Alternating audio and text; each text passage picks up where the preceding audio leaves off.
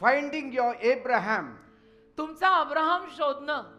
Aligning with God's call and purpose. देवाच्या पाचारणाशी आणि देवाच्या संकल्पाशी स्वतःला जुळवणं. तुमचा अब्राहम तुम्ही शोधणं.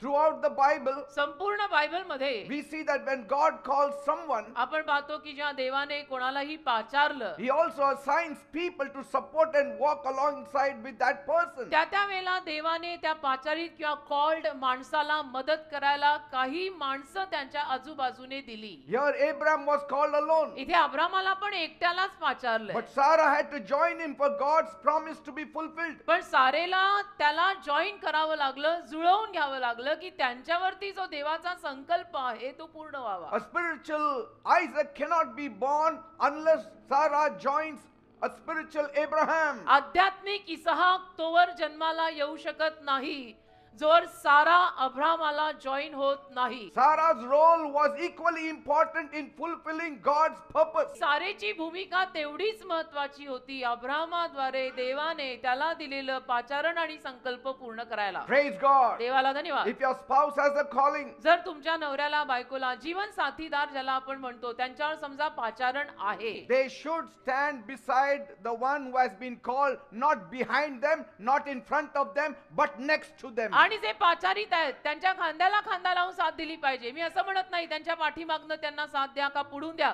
त्यांच्या सोबत उभं राहून त्यांना साथ द्या. That spouses are not just partners in marriage, की नवरा आणि बायको फक्त लग्नात भागीदार असतात आणि जीवन साथीदार असतात एवढंच नाही, but also in the ministry. जर त्यांना मिनिस्ट्री असेल तर त्याच्यामध्ये सुद्धा ते इक्वल भागीदार आहेत. When God joins you together, जेव्हा देव तुम्हाला एकत्र बांधतो, it's not only for natural purposes but also spiritual ते purposes. एकत्र येणं फक्त नैसर्गिक कारणांनी नाहीये, ते आध्यात्मिक कारणांनी सुद्धा आहे. Because कारण if you are a prayer warrior, जर तू प्रार्थनेतला माणूस आहे if you are a church goer, आणि तू जर चर्चला नियमित जाणारा माणूस आहे, if you are doing something in the जर ministry, मिनिस्ट्रीत तू काहीतरी करणारा माणूस you आहे, need a partner who will accompany you, तुला जीवन साथीदार पण तसाच पाहिजे जो तुला साथ देईल who will show interest in that आणि ministry. इंटरेस्ट दाखवेल की आपण दोघं मिळून करू. That's why Bible says म्हणून बायबल म्हणतं in Ecclesiastes 4 verse 9, उपदेशकाचा 4था अध्याय 9व वचन, two are better than one एकापेक्षा दोघे बरे, because they have a good reward for their labor. कारण त्यांच्या कामाचं त्यांना चांगलं प्रतिफळ मिळतं म्हणून एकापेक्षा दोघे बरे. So do not wander aimlessly. तर असं काही हेतू नसल्यासारखे इकडे तिकडे भटकू नका. Find your Abraham and step into your divine purpose. शोध ना स्वतःचा अब्राहम आणि टाक ना पाऊल तुझ्या दैवी संकल्पात. Praise God. देवाला धन्यवाद. First point, पहिला मुद्दा, finding your Abraham, तुमचे अब्राहम शोधणे. seeking and aligning with God's call. देवाच्या पाचारणाशी संकल्पाशी स्वतःला जुळवणे. God's plan always involves people working together. आणि देवाच्या योजनेमध्ये माणसांनी नेहमी एकत्र काम करायचंच ठरलेलं असतं, एकट्याचं नाहीये. Sometimes God calls one person, कधी कधी देव एका माणसाला कॉलिंग देतो but others must join them to fulfill the mission. आणि बाकीच्या लोकांनी त्याला सहाय्य केलं पाहिजे त्याचं ते मिशन किंवा कामगिरी पूर्ण करायला. A leader must know who is supposed to walk with them. आणि एखाद्या लीडरला पण माहित असलं पाहिजे की त्याच्यासोबत कोणी चालायला हवंय. And a follower must know who they are meant to serve under. आणि अनुयायाला पण कळलं पाहिजे की मी कोणाच्या हाताखाली सेवा करायची. Some people are called to be leaders, काही लोकांना लीडर म्हणून कॉलिंग येतं, while others are called to serve under that leadership. काही लोकांना त्या लीडरच्या हाताखाली काम करायचं बोलावणं असतं. And both roles are equally important. दोन्ही भूमिका तेवढ्याच महत्त्वाच्या आहेत. When the right people come together, योग्य माणसं एकत्र आली ना, God's work moves forward. की देवाचं काम पटकन पुढे जातं, Blessings are released आशीर्वाद मोकळे होतात and destinies are fulfilled. आणि आयुष्याच्या दिशा पूर्ण होतात. पण टीम बरोबर झाली पाहिजे.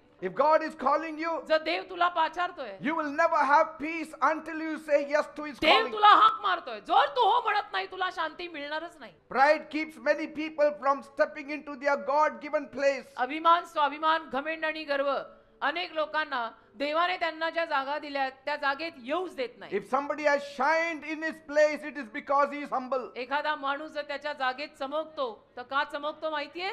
तो नम्र आहे म्हणून चमकतो. Look at Elisha. Alisha He बघा, was determined to receive the blessing that God had for him. अलिशाने ठरवलंच होतं की नाही, देवाने जे आशीर्वाद माझ्यासाठी ठेवले ते मी घेणार. But God said, पण देव बोलला, the blessing for you will be rooted through Elijah. तुझे आशीर्वाद मी एलियाद्वारे देणार आहे. जसं देव माझ्याशी बोललाय, माझे आशीर्वाद मला बिशप पीटर डेव्हिड सिल्वे यांच्याकडनंच मिळणार आहे. And I'm going to be by his side till I die. You cannot get it straight away. नाही मिळत सरळ सोट.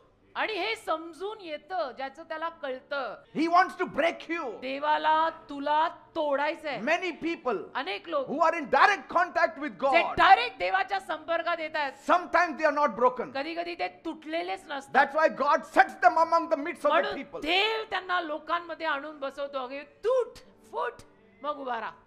David did not get the crown straight away. दाविदाला सरळ मुकुट नाही मिळाला. He had to go through the route of Saul. शौलाद्वारेच जावं लागलं त्याला. So if you ऐसा want नहीं to होता. receive the blessing God has तुम्हाला for you, जर देवाने दिलेले आशीर्वाद हवे असतील, stay in the church, church मध्ये राहा. stay in the right church, योग्य चर्च मध्ये राहा. stay close to those whom He आणि has placed in your life. देवाने ज्यांना तुझ्या जीवनात ठेवलंय त्यांच्या जवळ राहा. Whether you like it, hate it, this is the truth. आवडो न आवडो हे सत्य आहे आणि मी सत्यच सांगतो.